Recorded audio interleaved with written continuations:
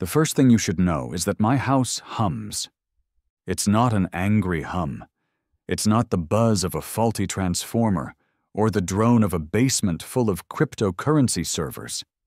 It's a gentle, rhythmic, life-sustaining hum. It's the sound of a German-engineered ventilator pushing air into lungs that have forgotten how.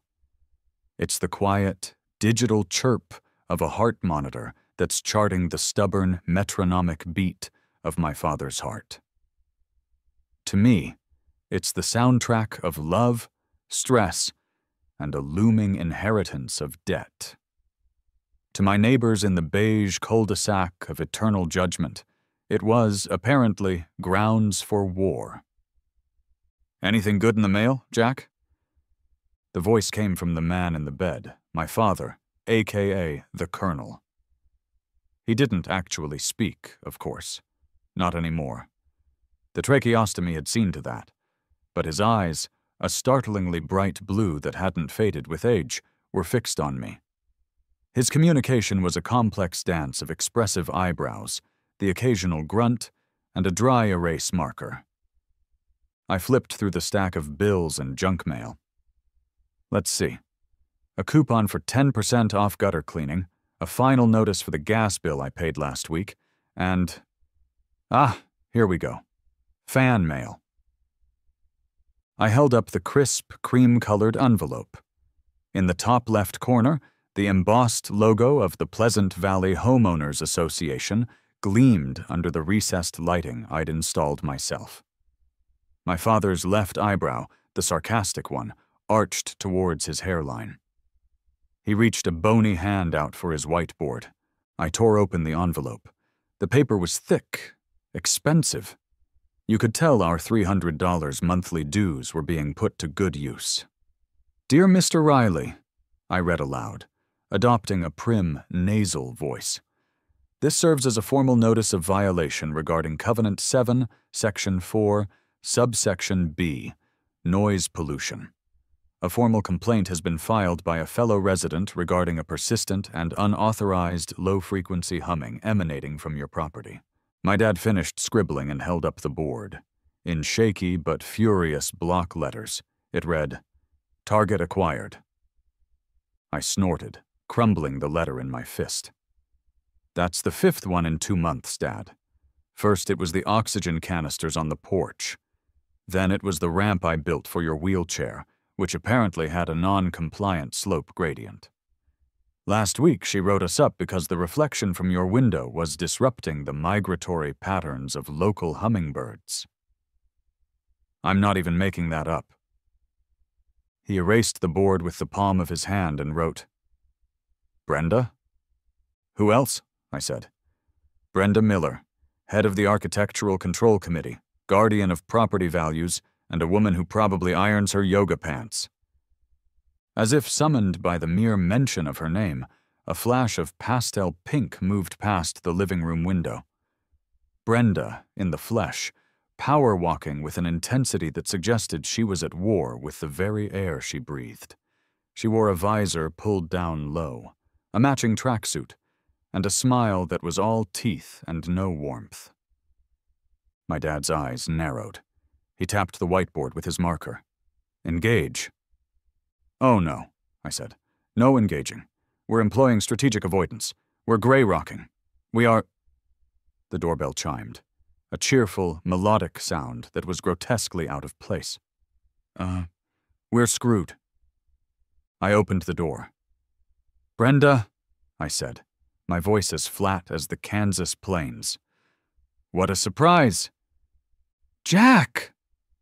She beamed, but it didn't reach her eyes. Her gaze flickered past me, into the living room, zeroing in on the blinking lights of the medical equipment. I was just on my daily constitutional, and I couldn't help but notice you got the board's letter.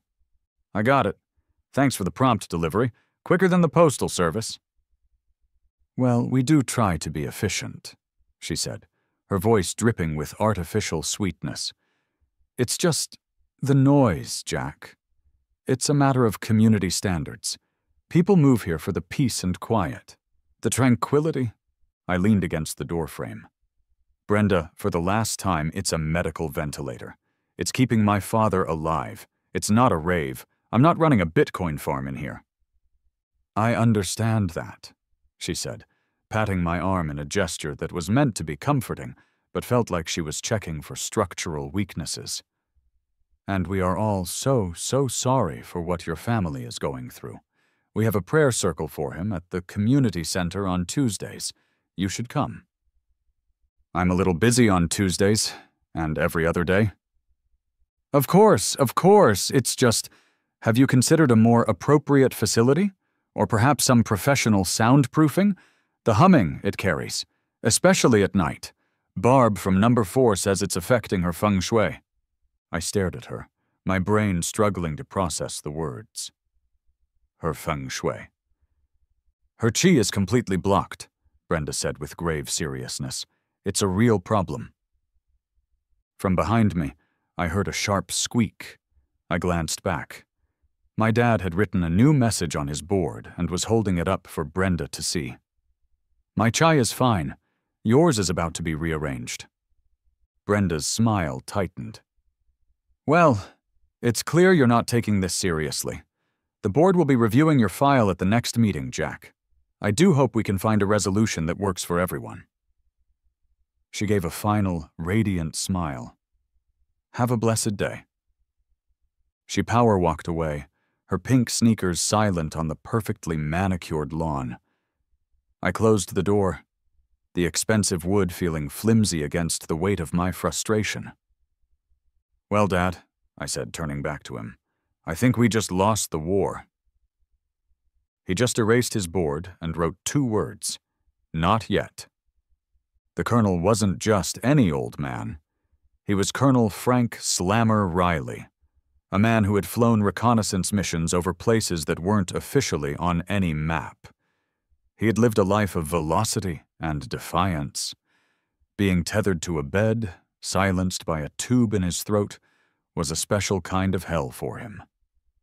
When the doctors had given us the final, grim prognosis, a degenerative lung condition with a flight path that only pointed down, they'd talked about palliative care, hospice facilities, managing his comfort.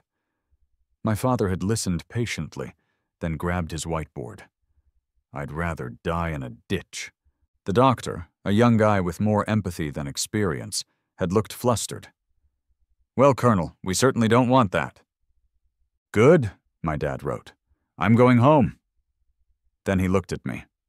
My son's an engineer, he'll figure it out. And so I did. My recent unceremonious layoff from a major aerospace firm, a victim of corporate restructuring, which is a fancy term for, your project is too cool and expensive, so we're firing you, meant I had the time. My life savings meant I had the funds, for now. My entire adult life had been spent designing things that fly. Setting up a home ICU, by comparison, was just a different kind of engineering problem. A problem with plumbing, power, and much higher stakes. His one demand was clear. He would not die in a beige hospital room that smells like bleach and regret. He would die in his own home, surrounded by his own things, with the hum of his own life support system. A hum that was now, officially, a neighborhood nuisance. To blow off steam, I retreated to my real sanctuary, the garage. My garage was not like the other garages in Pleasant Valley. Theirs held pristine SUVs, neatly organized tool benches, and perhaps a Peloton gathering dust. Mine held an albatross. A glorious, magnificent, 12-ton albatross. Taking up every square inch of the 2-car space was the fuselage and partially assembled wings of a K-7 Stiletto VTOL, a vertical takeoff and landing craft. It was a failed military prototype from the early 2000s, a single-person reconnaissance vehicle designed for rapid insertion and extraction. I'd bought the surplus frame at an auction for less than the price of a used minivan. For the past 5 years, it had been my secret obsession, my masterpiece, my folly. I called her the Nightingale, Her skin was a patchwork of carbon composite and titanium alloys, scarred from test flights I'd only ever read about. Her cockpit was a snug bubble of polycarbonate, designed for one. I'd spent thousands of hours and more money than I'd ever admit to my accountant retrofitting her. I'd rebuilt the quad-turbine lift engines, redesigned the avionics from scratch, and installed a power core that could, theoretically, run a small hospital. I squeezed past a wing strut and popped open the main access panel. A web of wires and conduits glowed with soft indicator lights. I ran a level 3 diagnostic on the primary power unit, my fingers flying across the keypad of my laptop. The garage lights flickered for a second as the core cycled up, a deep, resonant thrum vibrating through the concrete floor. This was a real hum, a hum with purpose. "How you doing in here, girl?" I murmured, patting her fuselage. "Feeling cooped up? Me too." My dad knew all about the Nightingale, of course. He'd helped me haul the main chassis in with a rented crane, a feat that had earned us our first ever HOA violation for unauthorized use of industrial machinery. He loved the project. His whiteboard comments, delivered during his better days when he could still make it out to the garage, were the stuff of legend. "Needs more thrust. Where are the weapon mounts?" And my personal favorite, "Is it beer-cooled?" But for all the work, for all the dreams, the Nightingale had never flown. Not with me at the controls. Her engines had been fired up for stationary tests, her systems had been run through endless simulations, but her wheels had never once left the ground. She was an escape fantasy made of metal and wire, a multi-ton symbol of a life I was supposed to be living, a life of flight and freedom that felt 1,000,000 miles away from this beige prison. I finished the diagnostic, all systems green, power core at 98% efficiency. Theoretically, she was ready. Theoretically. I closed the panel and leaned my head against her cool metal skin, the low thrum of the ventilator from the house a faint reminder of my reality. In here, surrounded by the smell of oil and ozone, I could pretend I was still an engineer building impossible things.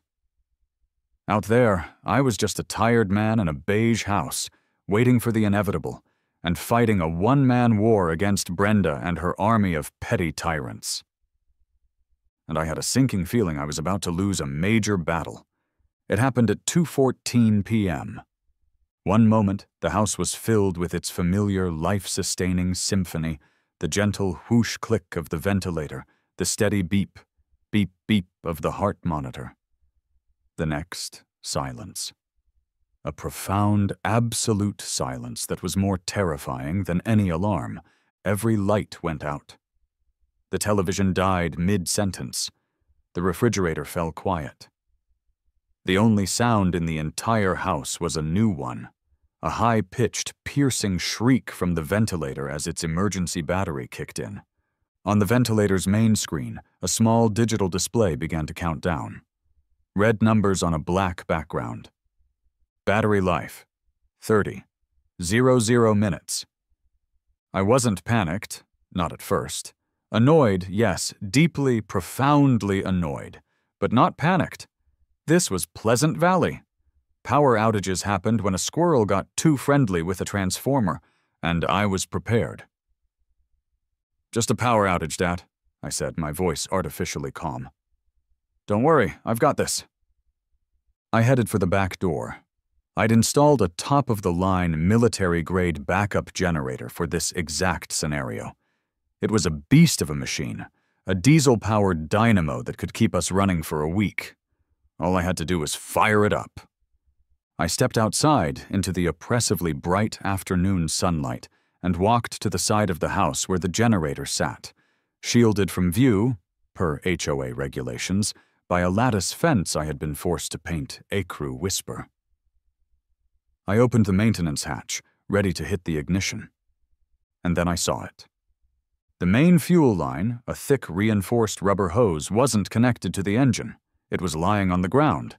It hadn't been disconnected, it had been cut, cleanly, as if with a very sharp blade. A cold dread, slick and oily, started to creep up my spine. This wasn't a squirrel. My eyes followed the thick black power cable that ran from the utility pole at the street to the main junction box on the side of my house. And there, lying in the perfectly manicured, unnaturally green grass, was a pair of bolt cutters. They weren't rusty or old. They were new, gleaming, with bright yellow handles. The kind you buy at a home improvement store for a specific, malicious purpose. The main power conduit, a cable as thick as my wrist, was severed. 2 clean, brutal cuts. My head snapped up. I scanned the cul-de-sac. Empty. Wait, no. In the distance, just rounding the corner at the end of the street, was a flash of pastel pink. Brenda Miller's tracksuit. She wasn't power walking now. She was moving at a brisk, purposeful stride. The realization didn't dawn on me. It hit me like a physical blow, knocking the air from my lungs. She'd done it. The complaints, the warnings, the condescending smiles. It was all a prelude to this. She hadn't just filed a complaint. She hadn't just escalated to the board.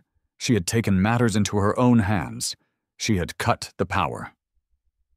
I sprinted back into the house, my heart hammering against my ribs. The red numbers on the ventilator's screen glared at me like demonic eyes. 28, 14. My dad was awake. His eyes were wide, and for the first time since this whole ordeal began, I saw real fear in them. He understood exactly what was happening. He pointed a trembling finger at the silent machines, then at the front door. I grabbed my phone, my thumb jabbing at the screen. "I'm calling 911, I said, my voice shaking with a rage so pure it felt like ice in my veins. "I'm calling the cops. She's not getting away with this." He shook his head, a frantic, desperate motion. He grabbed his whiteboard. The marker squeaked as he wrote. No time. The cops arrived with all the urgency of a glacier. 8 agonizing minutes after my call, a patrol car rolled silently to the curb. 2 officers got out. The first was a man I'd later learn was Officer Schmidt, a cop who looked like he'd been poured into his uniform and had been slowly hardening ever since. He had a weary, seen-it-all mustache and moved with the deliberate slowness of a man counting the seconds to his retirement. The second was Officer Miller, a kid who couldn't have been more than 25. He had a haircut you could set your watch to, and a notebook he'd already flipped open, his pen poised with terrifying eagerness. I met them on the lawn, practically vibrating with adrenaline. "Thank God you're here," I said, pointing a shaking finger towards Brenda's house. "She did it! My neighbor, Brenda Miller, she cut the power line to my house. My father is inside on a ventilator. He's got about 20 minutes of battery left." Schmidt's mustache twitched. He exchanged a look with Miller. It was a look I would come to understand very well. The universal cop look for, "We've got a live one." "Okay, son, slow down," Schmidt said, his voice a low, gravelly rumble. "Let's start from the beginning. You're saying your neighbor, Mrs. Miller from 2B? "Yes, Brenda. She cut the power line, with those." I pointed at the bolt cutters still lying accusingly in the grass. Officer Miller, the rookie, knelt down and examined the tool without touching it. "Did you witness her perform this action, sir?" he asked, his pen scratching away in his notebook.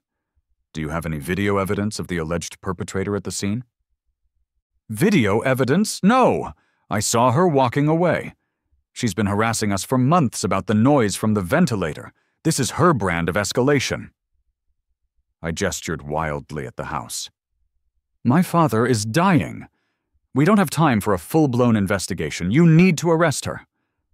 "Sir, we can't just arrest a person based on an accusation," Schmidt said patiently, as if explaining gravity to a child. "That's not how it works.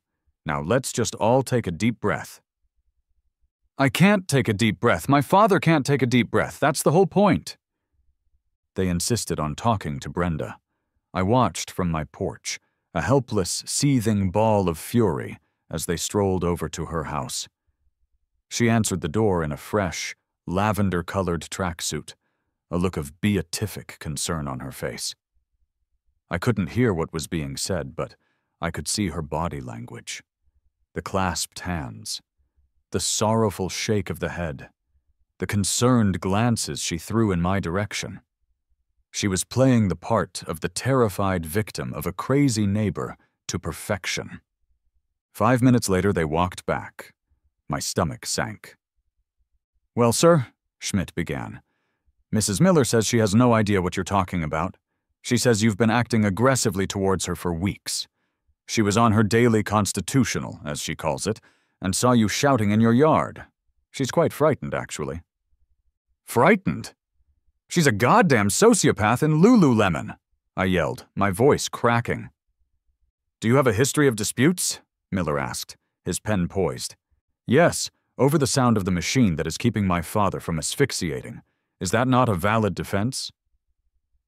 "It's a civil matter, Mr. Riley," Schmidt said, the phrase landing like a shovelful of dirt on a coffin. "At this point, it's your word against hers. Without a witness or a confession, there's not much we can do. We've logged the incident. I suggest you call an electrician to deal with the wire." He handed me a card with a victim services number on it. Then they got back in their car and drove away, leaving me standing in the silence, staring at the useless bolt cutters and the severed artery of my home's power. I ran back inside. 1932. My second call was to a number on a magnet that had been stuck to my fridge since I moved in. "Sully's 24/7 emergency electrical. We get a charge out of helping you."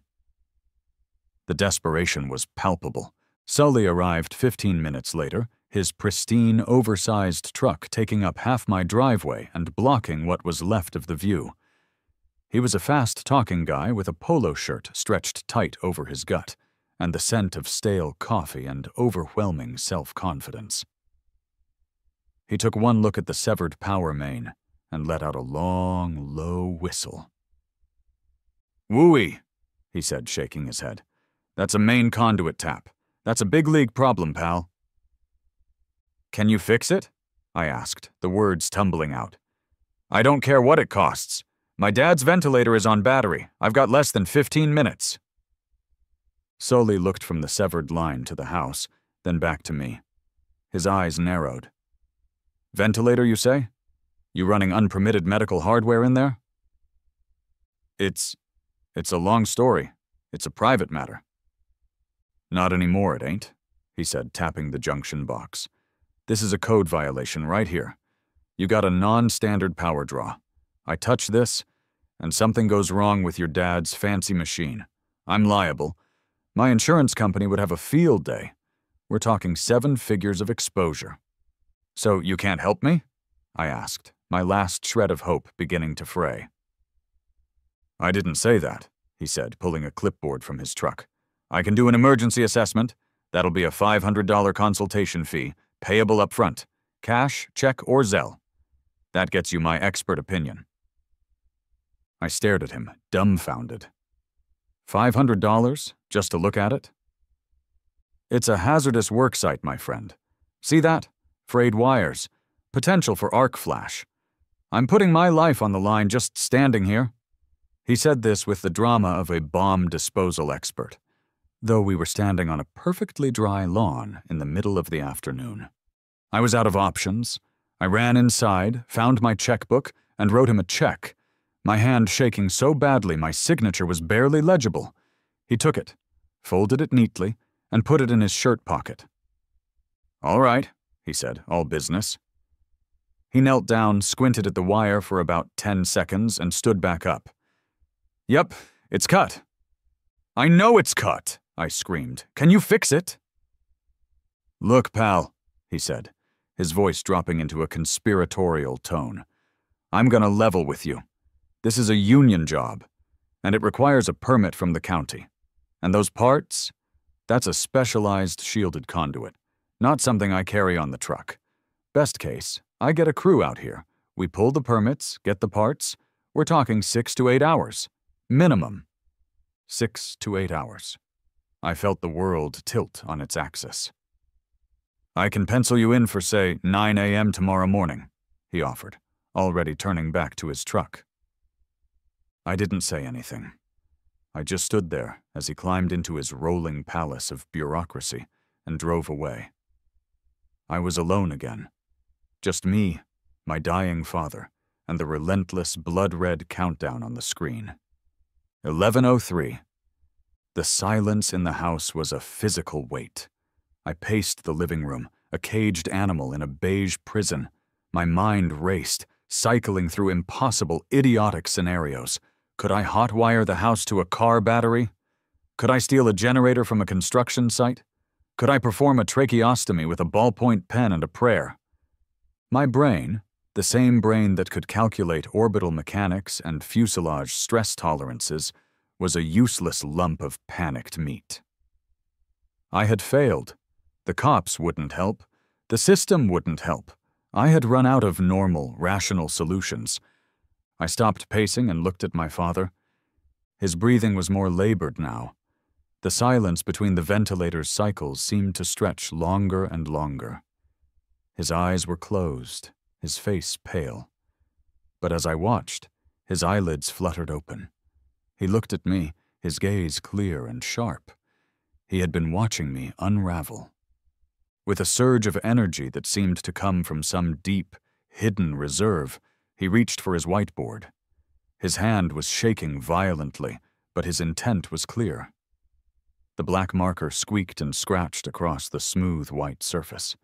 It seemed to take an eternity. Finally, he held it up. It wasn't a message of despair. It wasn't a plea. It was a command. On the board was a crude, childlike drawing of a bird with swept-back wings. Next to it was an arrow, pointing emphatically towards the back of the house, towards the garage. And beneath it, one word, written in huge block letters that took up the rest of the space. Fly. I stared at the board, then at my father. His eyes. There was no fear in them anymore. There was fire. It was the same look he used to give me when I was a kid, and I was too scared to jump off the high dive. It was the look of the old pilot, the man who believed that for any problem on the ground, the answer was in the sky. It was the single most insane, stupid, idiotic, and certifiably bat-guano-crazy idea in the history of human thought. The Nightingale. She wasn't a real plane. She was a hobby, a folly, a collection of parts and dreams that had never once defied gravity. I had never flown her. I had never even taxied her. To try and fly her now under these conditions, it wasn't just risky. It was suicide. But the cops had failed me. The electrician had failed me. The whole beige, rule-obsessed world had failed me. All the sensible options were gone. All that was left was the impossible. I looked at the clock on the ventilator, 8:45. I looked back at my dad. He gave a slow, deliberate nod. It was an unspoken agreement, a transfer of command. The mission was a go. A giddy, terrifying laugh escaped my lips. It was the laugh of a man who had just stepped off a cliff and found, to his surprise, that he hadn't started falling yet. "Okay, Dad," I said, my voice steady for the first time all day. "Let's go fly." The next 8 minutes were a blur of controlled chaos. My panic didn't vanish. It transformed. It became fuel. The engineer part of my brain, the part that had been dormant and drowning in anxiety, roared to life. This was no longer a domestic crisis. It was a rapid extraction mission. I had a payload, a vehicle, and a non-negotiable launch window. The first problem? Logistics. The payload consisted of a 180-pound man, a 50-pound ventilator, and a 30-pound backup oxygen tank. The vehicle was a single-seat experimental aircraft. The math didn't add up. "Okay, Dad, we're gonna have to improvise," I grunted, carefully disconnecting him from the wall-mounted monitors and wheeling his bed towards the garage. I threw open the garage door. The Nightingale sat there, silent and imposing, looking both magnificent and utterly terrifying. She filled the space, a dormant beast of metal and wire. "Seat's gotta go," I muttered to myself. I grabbed a socket wrench set. The passenger seat, or what passed for one, a minimalist carbon fiber shell I used for diagnostics, was held in by 6 high-tensile bolts. My hands worked with a speed and precision that surprised me. 2 minutes later, the seat was on the garage floor. Next, the payload. I wheeled my dad, bed and all, right up to the cockpit. He was watching everything, his pilot's eyes scanning the instruments, the controls, the tangle of wiring I was about to create. He gave me a thumbs up. Securing him was a desperate act of engineering improvisation. I used a combination of the cockpit's 5-point safety harness and the thick nylon straps from his medical bed to lash him into the space where the seat had been. It wasn't elegant, but it was secure. I patted the area around him with pillows from the living room sofa. "Comfortable?" I asked. He rolled his eyes, the universal sign for, "Just get on with it." Now for the life support. The ventilator's battery was a ticking bomb. I had to get it off battery power and onto the plane's main bus. I yanked open the Nightingale's primary power distribution panel. It was my own design, a web of neatly labeled circuits and conduits. I found the auxiliary power output, a circuit I'd designed to run diagnostic equipment. It supplied a steady 24 volts. Perfect. With a pair of wire strippers, I cannibalized an extension cord. My hands, slick with sweat, worked feverishly to splice the ventilator's power cable directly into the aircraft's power core. It was a messy, ugly hack that would have made my old engineering professors weep. The colonel, impossibly, was helping. He couldn't speak, but he could point. He tapped a trembling finger on a specific circuit breaker on the panel. Oak bat regulator. I'd forgotten. If I bypassed it, I could get a cleaner, more stable flow. He was right. He was co-piloting from a hospital bed, strapped into a plane that had never flown. I made the final connection. A spark jumped from the wire, and I flinched back.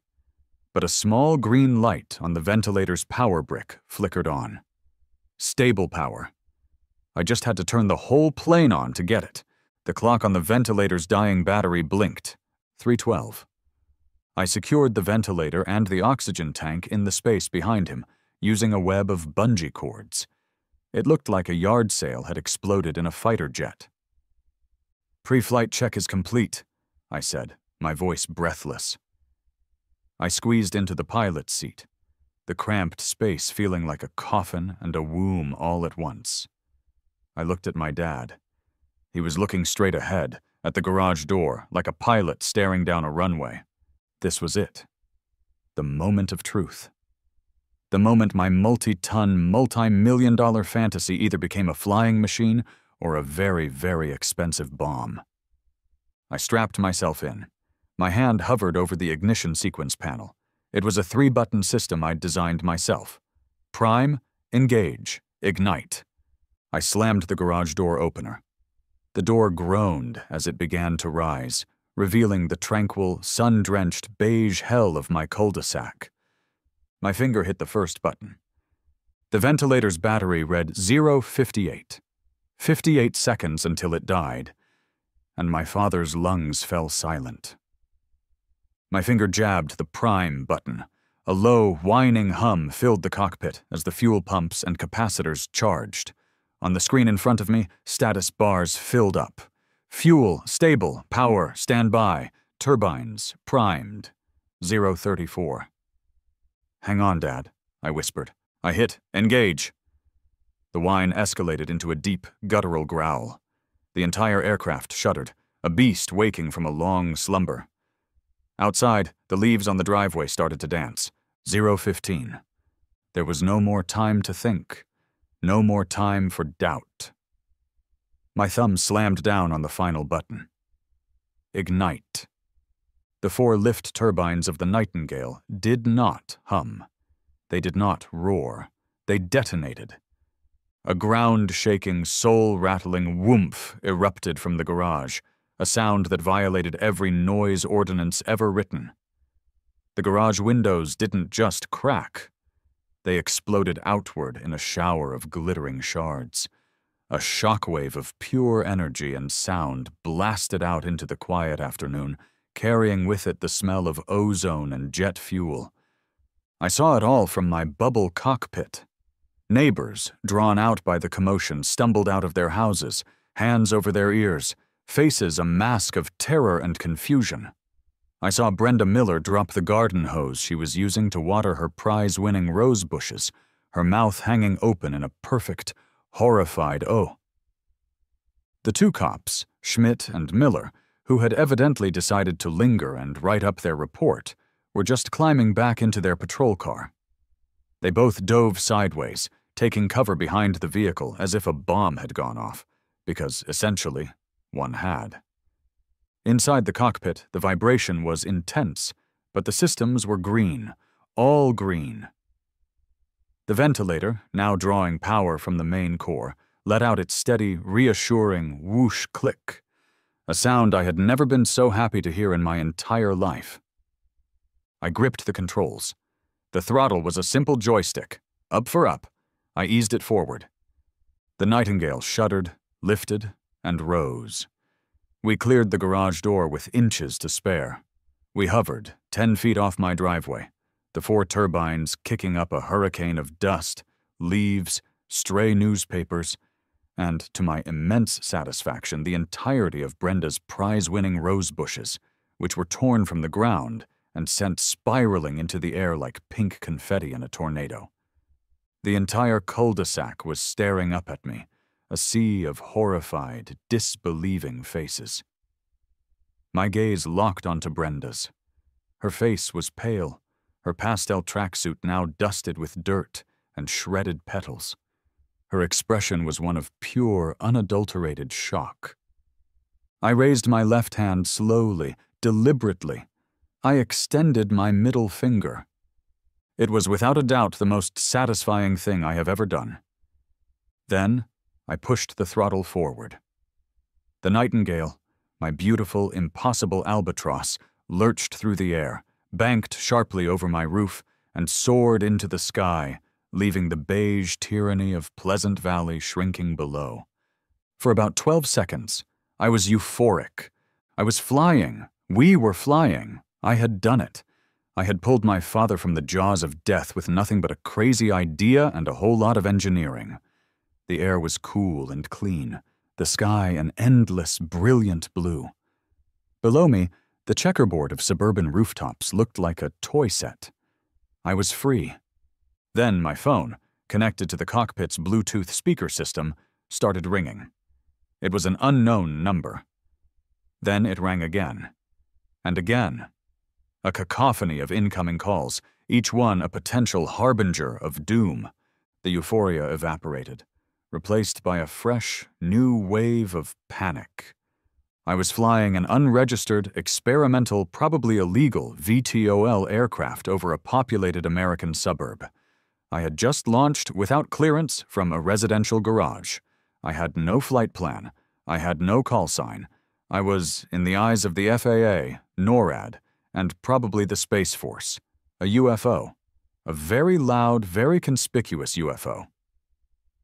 "Okay, new problem, Dad," I said, my voice tight. "Where are we going?" He couldn't answer, of course. He was just looking out the cockpit window, a serene expression on his face. He was flying again. For him, the mission was already a success. For me, the pilot in command, the mission had just entered its most critical and legally perilous phase. I couldn't fly to a hospital. I'd be identified as an unauthorized aircraft on approach to a major landmark. Best case, I'd be forced down by police helicopters. Worst case, they'd scramble a fighter jet from the nearby Air National Guard base, and the pilot wouldn't be asking questions before he turned the Nightingale into a cloud of very expensive confetti. I couldn't go far. I had no idea what my actual fuel range was. All my tests had been stationary. For all I knew, I had 5 minutes of fuel before the turbines coughed, and we dropped out of the sky like a stone. I needed to land, now. I banked the aircraft, my movements jerky and uncertain. I was an engineer, not a pilot. I understood the physics, but the feel of the machine was new and terrifying. I looked down, scanning the landscape for a place to put down a 12-ton experimental aircraft without causing an international incident. And then I saw it. It was perfect. It was beautiful. It was a stretch of the most pristine, perfectly manicured, obscenely green grass I had ever seen. It was the 9th hole of the Pleasant Valley Community Golf Course, and nestled right next to it, its panoramic windows gleaming in the sun, was the Pleasant Valley HOA Community Center. It was the most poetic, ironic, and legally flammable landing spot on the planet. I glanced at my dad. He caught my eye and gave me a slow, emphatic thumbs up. The colonel approved of the target. "All right, girl," I whispered to the Nightingale. "Let's put you down." The approach was clumsy. I overshot, corrected too sharply, and wobbled in the air like a drunken bumblebee. A few golfers below looked up, pointed, and then scattered, running for the safety of the sand traps. With a final, gut-wrenching lurch, I brought her down. The Nightingale landed on the green with a soft, expensive-sounding thump, her landing gear sinking about 6 inches into the over-watered turf. I had just created 4 very large, very permanent divots on the 9th hole. I killed the turbines. The sudden silence was as shocking as their roar had been. The only sounds were the steady beep of the heart monitor and the frantic chirping of my phone. I sat there for a second, my hands shaking, my body drenched in sweat. I had done it. I had flown. I had landed. I had saved my father. And I was in so much trouble it was almost funny. With a hiss of hydraulics, I popped the cockpit canopy. The smell of cut grass and impending lawsuits filled the air. I unstrapped myself and climbed out, my legs unsteady on the soft ground. I was immediately the center of a rapidly converging circle of chaos. The 2 cops, Schmidt and Miller, were screeching to a halt on the golf cart path, their patrol car's lights flashing. A gaggle of screaming, polo shirt-clad HOA members, led by a still fuming Brenda, was storming towards me from the community center. In the distance, I could hear the approaching sirens of paramedics and probably every other emergency service in the state. They all stopped about 20 feet away, forming a loose, dumbfounded perimeter. They stared at the plane. They stared at my father, sitting calmly in the cockpit with his whiteboard in his lap. They stared at me. Officer Schmidt was the first to find his voice. He was peeking over the hood of his patrol car, his mustache twitching in disbelief. "Riley," he said, his voice a strangled whisper of awe and horror. "What in the goddamn hell is that?" I brushed the dust and non-existent lint off my shirt, taking a deep breath of the free, albeit legally compromised, air. "It's a private vehicle," I said calmly. I turned and pointed a thumb at Brenda, whose face was a spectacular shade of mottled purple. "And before you say anything," I announced to the assembled crowd, "I'd like to file a noise complaint."